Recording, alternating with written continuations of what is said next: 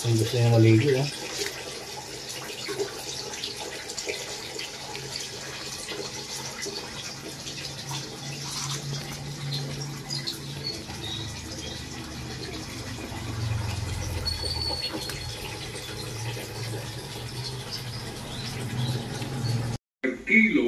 Yabang ni Wiwa, no?